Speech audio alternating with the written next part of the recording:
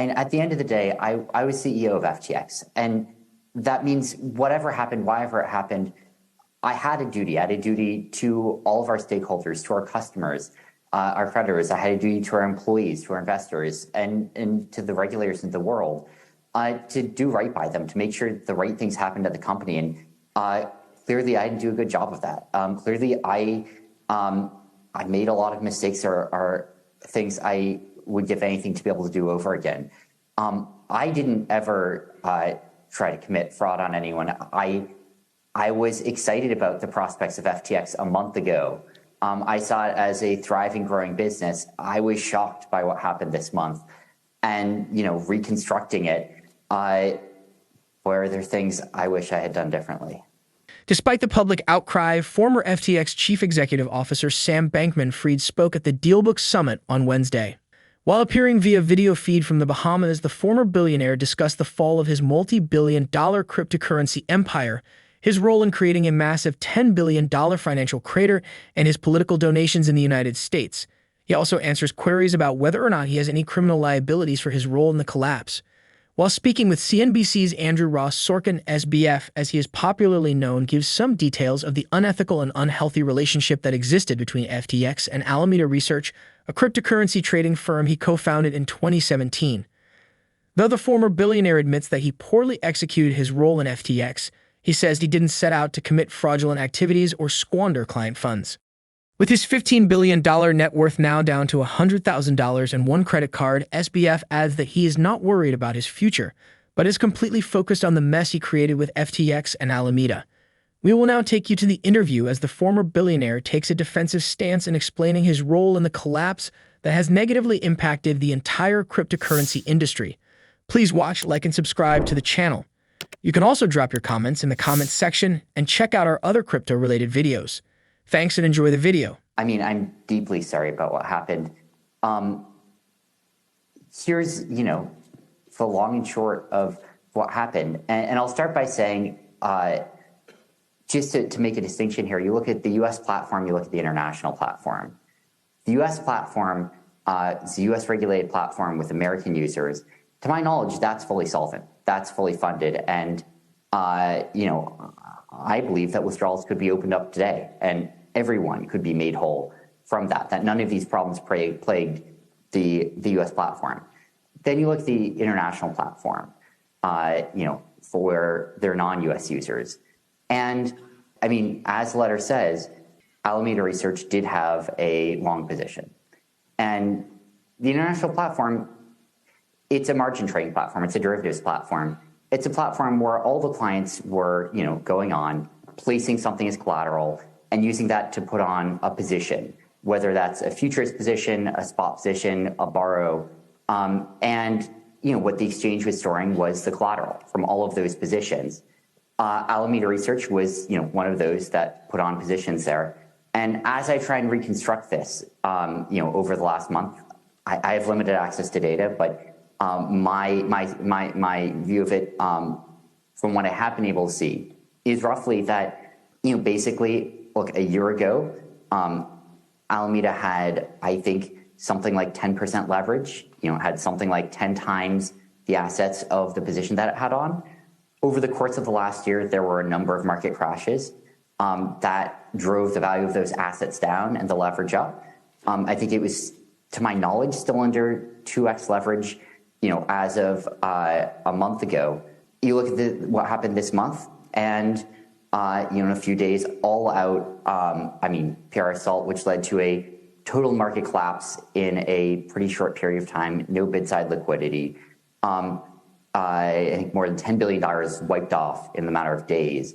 And realistically speaking, no ability for FTX to be able to liquidate that position and generate everything that was owed. But there were a number of other parts of the terms of service and a number of other parts of the platform on top of that. There is the borrow lending facility, where users were lending billions of dollars of assets to each other, collateralized by assets on the exchange.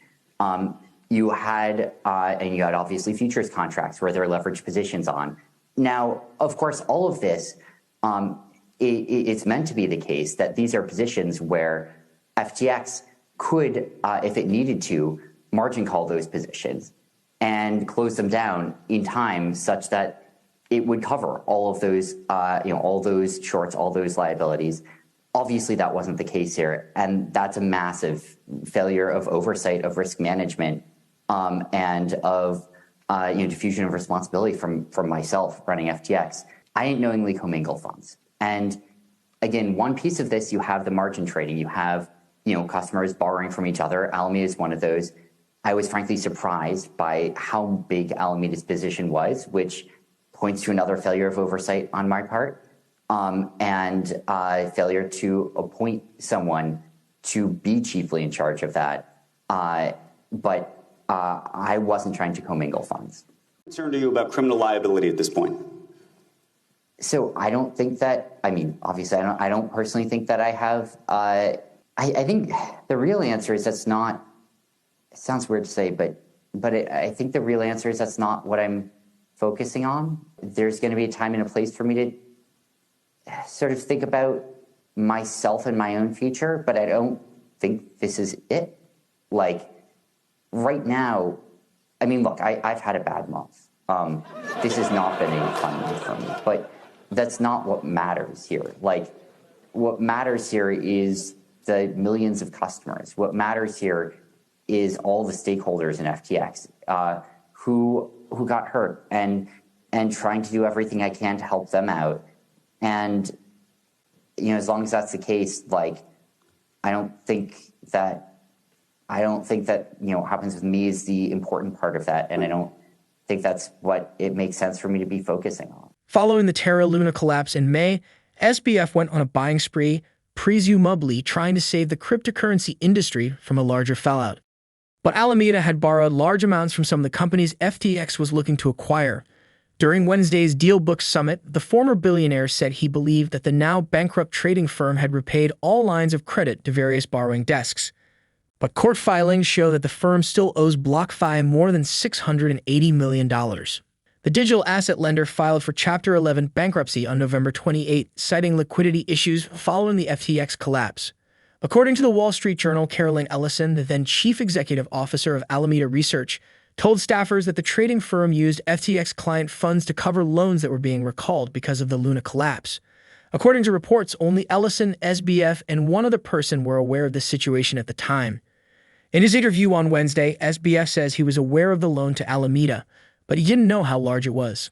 I'll point to two things. And first of all, obviously, I don't know what anyone else is thinking here. I can only talk about it from what I know, from what I knew. And a lot of this is reconstructing it over the last month. I have limited access to data. But what it seems like happened is in the middle of the year, a lot of, most of the borrow lending desks in the space blew out or closed down. And it seems like Alameda had, margin positions opened with them, and that it likely moved a bunch of that over to FTX this year when they shut down. And that means, I think it was over collateralized positions, but positions that involve substantial size and substantial US dollar size on the borrow side. In terms of the accounting mistake, again, looking through what happened, I think that there is a substantial discrepancy between what the financials were, what the audited financials were, the true financials, what the exchange understood. All of that was consistent, versus what the dashboards that we had displayed for Alameda's account there, which substantially under-displayed the size of that position. And so that's one of the reasons that I was surprised when we dug into everything at how big that position had become. The time that I really knew there was a problem was November 6th. November 6th was, that was the date that the tweet about FTT came out. By late on November 6th, we were putting together all of the data, putting together all the information that obviously I should have way earlier, that obviously should have been part of the dashboards I was always looking at. When we looked at that, there was a potential serious problem there. And Alameda's position was big on FTX. It had just taken a huge hit. it had taken hits over the course of the year, but that was a particularly, large and one and very abrupt. And we're seeing a run on the bank start, and that was leading to, $4 billion a day of client withdrawals.